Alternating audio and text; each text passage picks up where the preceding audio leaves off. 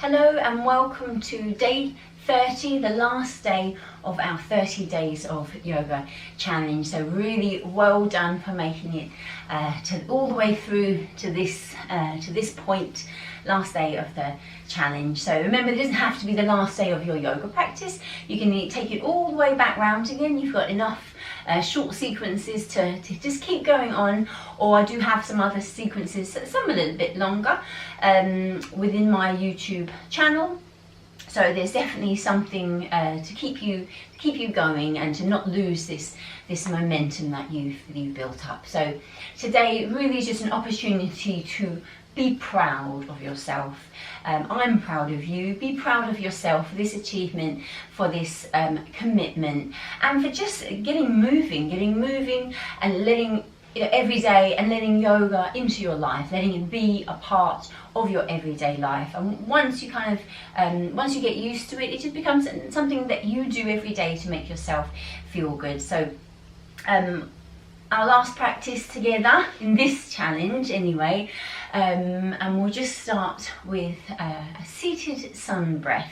So we're just going to have the arms out to the side. We're going to breathe the arms up, hands to prayer, exhale, bring the hands to prayer at the heart center. Going back the other way, breathing in, exhale, tracing the line of the sun. Doing the same again, breathing in, exhale through the center, breathing back in again, opening on the exhalation. We're going to come into side bends, one hand to the mat, coming over. Let's do flowing side bends actually. So press down through those sit bones, over to the other side. Again, press down, opposite sit bones, opening up the side body, shoulders are relaxed. Doing the same again, breathing in, exhale, breathe in, back to center, exhaling. Okay, and then coming back to center into a gentle seated twist. So we're just going to turn to one side. You can just take the back of the hand over, or the hold onto the knee, lift up through the chest. Take a couple of breaths here. Let's lift the chin a little bit and feel that stretch across the jawline. So helping to keep the face nice and firm. Little way to add a bit of face yoga into your practice. Okay, coming back slowly to center, exactly the same to the other side. You can change the cross of the legs, but you can stay the same. Back of the hand over, hold the knee. Again, you're turning your gaze towards the back shoulder. Lift the chin a little and feel that stretch across that jawline. Breathing, getting lots of oxygen into the body.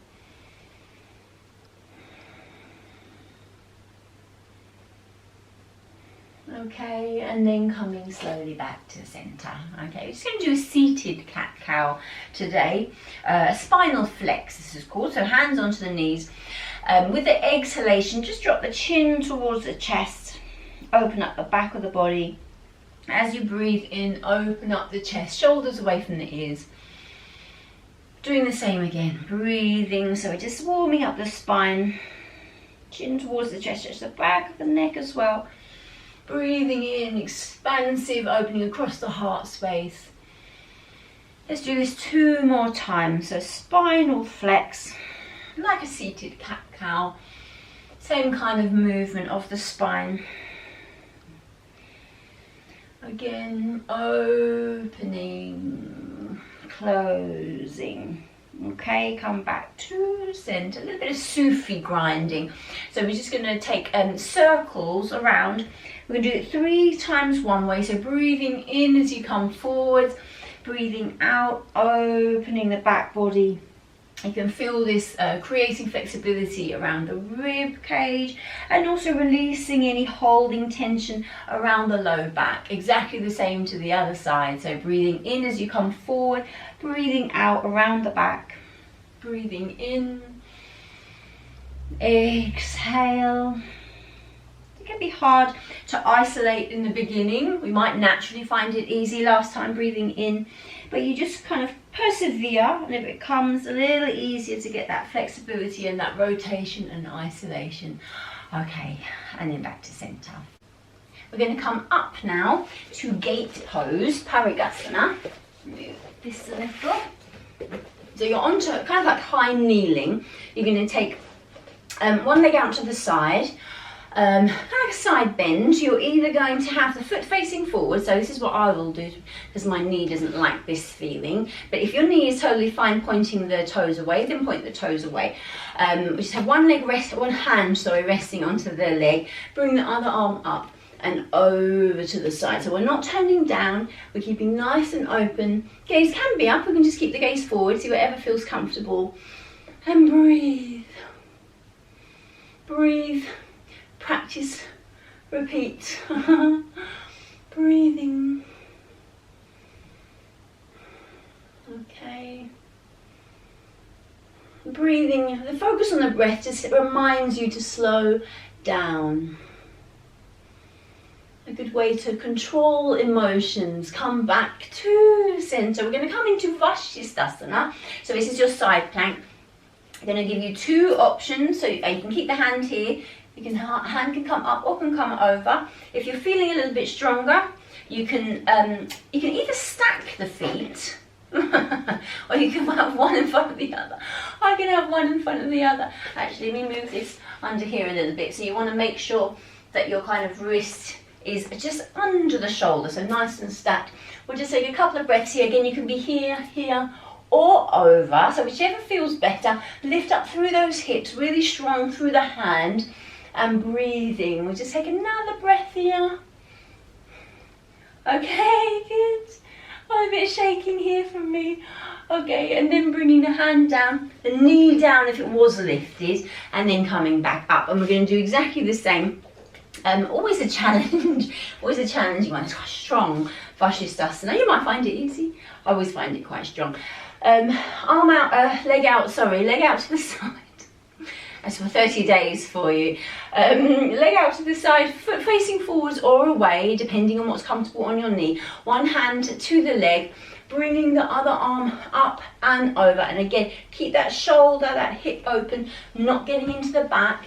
We're just really releasing the side body here. You can feel through the inner leg lines as well. Parigasana, gate pose. Breathing. Just feel the release. You want to be aware where you're feeling the stretch, where you're feeling the effort in each pose. You're just keeping that awareness. Like we looked at yesterday, that mindful awareness. You hold that throughout your practice and just keeps you kind of present. Coming back to center, Vashisthasana, side plank. So again, find that comfortable, just not here. That's really the thing. You're not putting horrible pressure into your wrist. You want that nice and secure and stacked. You've got your option to be here. This is perfectly fine, really kind of lengthening through the side body. If you've got a little bit of oomph this morning, you can come into your little bit deeper variation. There are stronger variations. There's always somewhere to go in yoga. Lifting up through the hips, just so you're not sinking into it. Maybe you can have the hand here or here. Just breathing. Okay, lengthening the side body, really building strength. Okay, last breath. And then coming back. So let's just take, we're coming to child's pose for a moment. So bottom to the heel, I'll turn this way on. And then folding forward. So you might rest the head to the fists or to the hands. You have the arms outstretched or by the sides. Just let the shoulders relax. Take a couple of breaths. Really let the shoulders kind of melt over the knees. Okay, and then up to sitting. Okay, good. So remember, when we're working on our practice, yoga is a union of mind, body and spirit. So we're working on practices to calm our minds. We're working on practices to ease physical tension out of the body. But we're also working on a spiritual level, and we're thinking about the chakras, the energy centers, and just kind of bringing all those three things, or those aspects together. So we're not these disconnected aspects of ourselves. It's not just the body or the mind or the spirit. It's everything united. So it's the idea of yoga as union. So this is what we're doing when we're practicing yoga. It's not just exercise. It's the bringing together of these these three aspects of our being. We're going to come up into Ustrasana. I just wanted to kind of just to say that really, so you know how it's different to just stretching. It's not just stretching. You're really kind of, you know, addressing or thinking about yourself in a holistic way, that how everything, that interplay of mind, body, spirit. Coming onto our knees, so we're going to come to Ustrasana. You can touch, so lots of different options for this one. I think I did look at this in one of the classes. Tuck the toes, untuck the toes, use a block if you have one.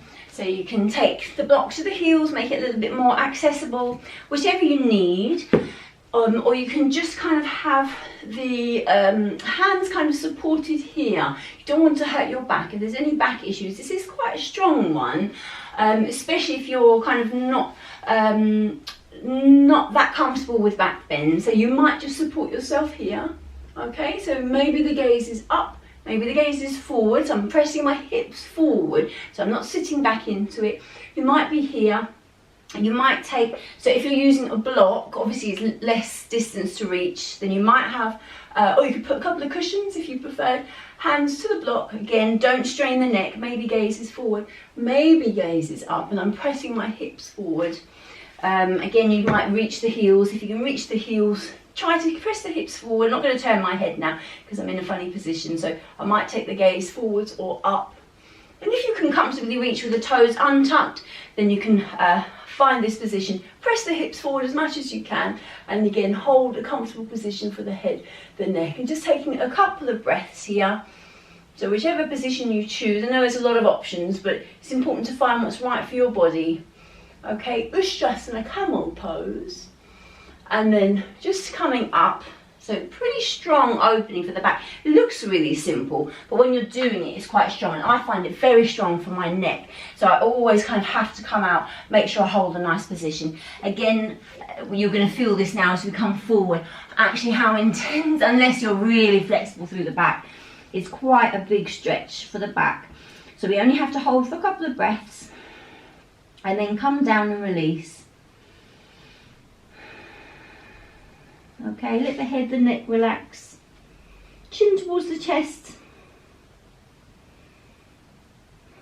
Okay, and then we're going to bring ourselves up into downward facing dog. So just tucking those toes, lifting the bottom and the hips.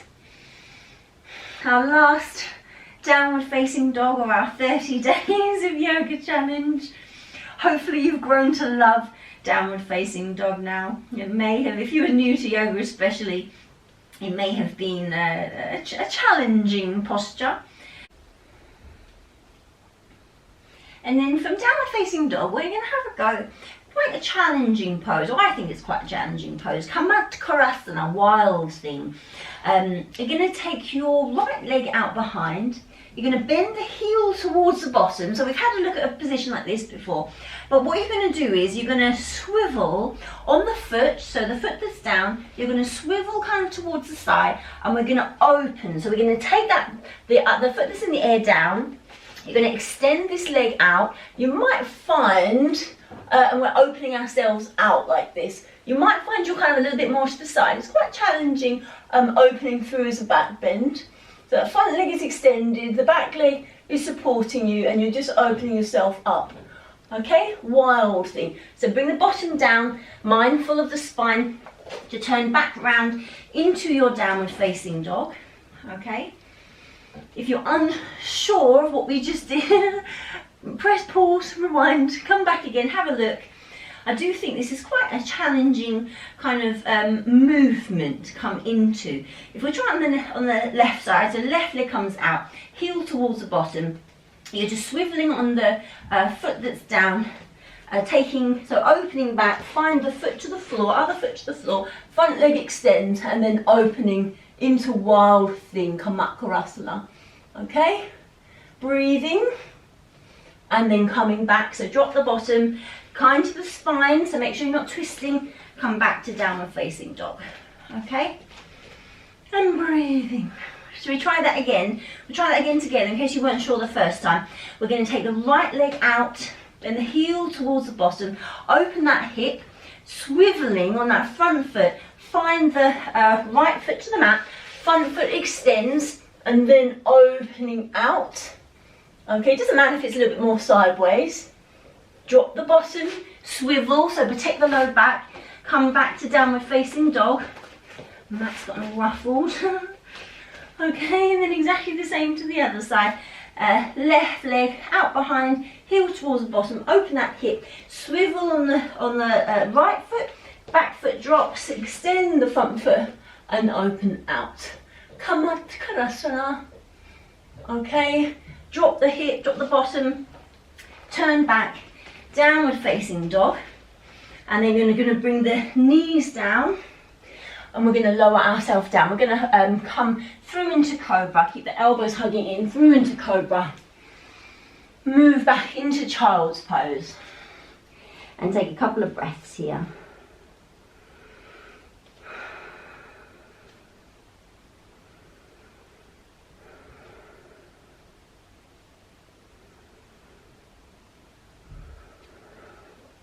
Okay, and then we're just going to tuck the toes, bring ourselves up to sitting up, and then we're just going to come up to standing. So we're going to look at just a couple of standing postures. We're going to prepare for Utthita Hasta Padangasthasana. We're going to take the weight into the left leg, left foot, bring the right knee in towards the chest, draw up. It's a balance in itself, but it's preparatory. We're preparing, warming up the hips. Taking the knee out to the side. So Utthita Hasta Padangasthasana, extended hand to toe pose. So it's a beautiful hip opening pose. Okay, coming back to center and a balance, obviously, bringing the leg down. Exactly the same to the other side. So you're going to bring this knee in, pulling up nice and tall. Okay, taking that leg out to the side, so warming up that hip joint.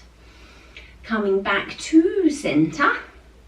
And then releasing down. I'm just going to go a little bit bigger within that. If you have, where's my strap? If you have a strap, you can use a strap. Apologies, grab my strap.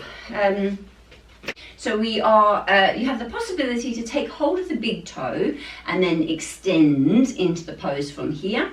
Or if you're using a yoga strap or a belt or something equivalent, a tie even, then you're going to wrap that belt around the foot and come into this position. Okay, so you're either holding the big toe or you're using your strap, standing up nice and tall, keeping it forward to begin with, so you're working with a hamstring stretch.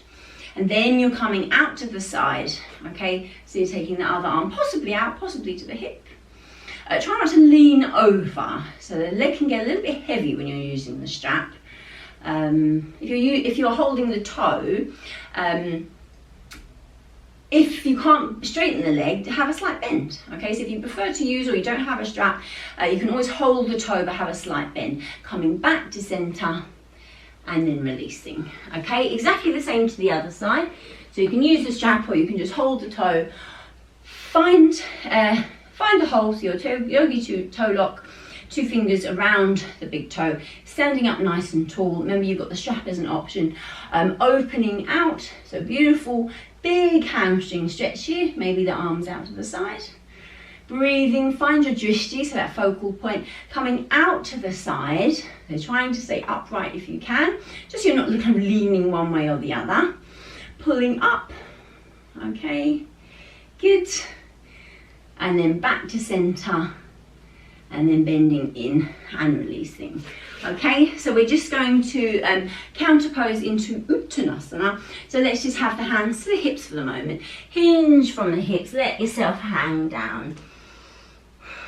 And breathing. Okay, let the head relax, the neck relax.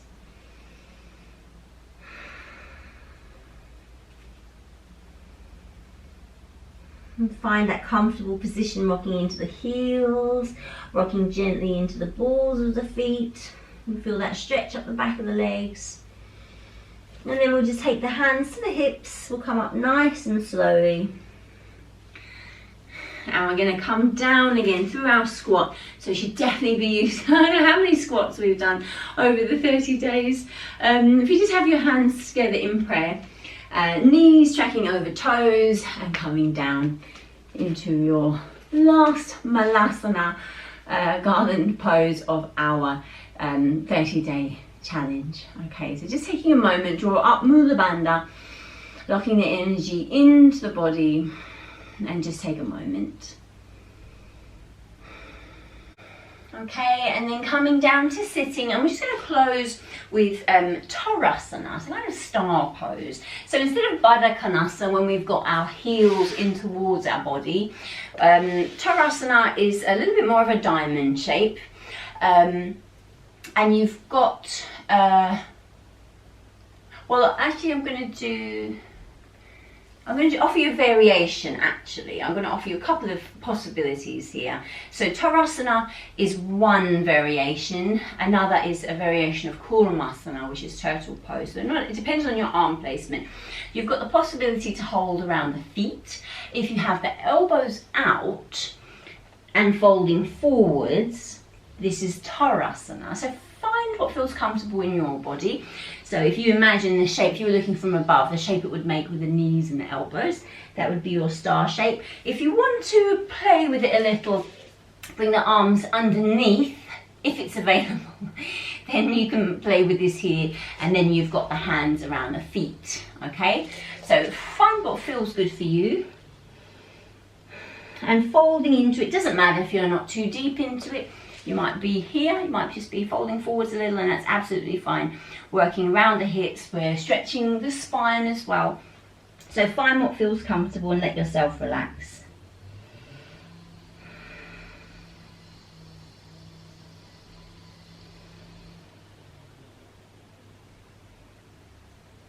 Okay. And then just coming slowly up to sitting, and I'm going to offer you a little challenge, just for those of you who want to, those of you who can play with it a little. I'm going to take these off for the moment. I'm going to come sideways on. If you were managing to take the hands underneath, so a little bit more like a Kurmasana variation, then I'm going to offer you the challenge, and don't do it if you've got children running around or dogs jumping about, to take the arm round. So instead of being this way, you're taking the arm round, okay? So it'll be exactly the same on the other side. So you can see why I wouldn't want anyone jumping around because of your elbows. It's quite a delicate position. You're just flipping the other arm round around the back. So it just becomes a slightly deeper variation of Kurmasana. What you're trying to do is tuck the shoulders under a little bit. I don't think mine are going to reach today. I'm just kind of throwing this one in because we were almost there, not far off, and not today. And getting yourself a little bit deeper into, I know it looks funny. So just if you were almost there, you're just flipping the arms around and you work towards binding them. Mine sometimes reach. Okay, quite strong on the back. So just have a go.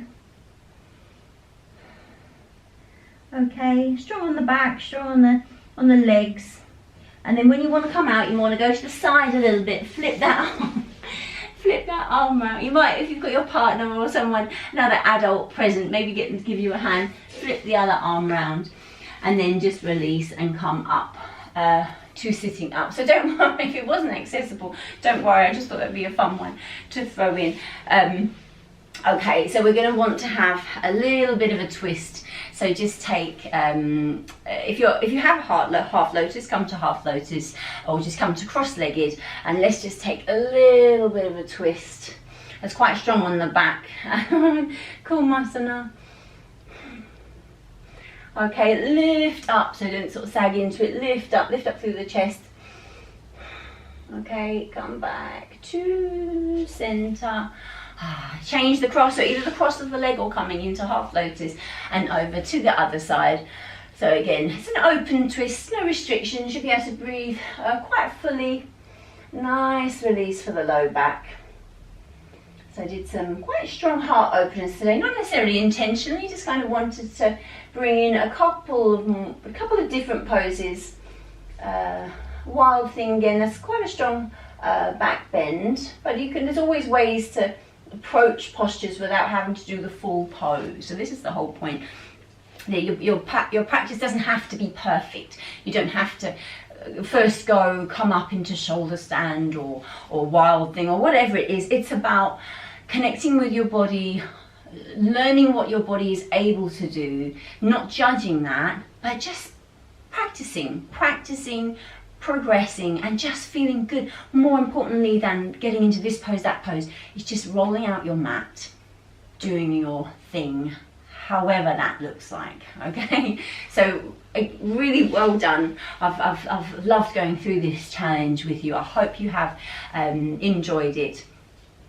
Do consider bringing in one of the Shavasana videos after this. You deserve to take 5 minutes laying down, just relaxing, tuning in, breathing.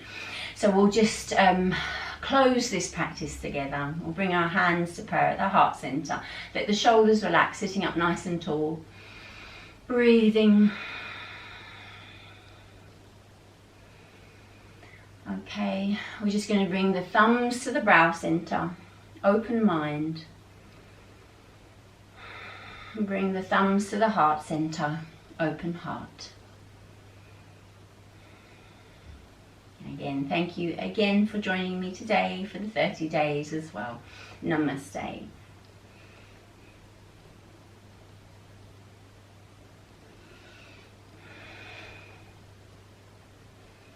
Have a lovely day.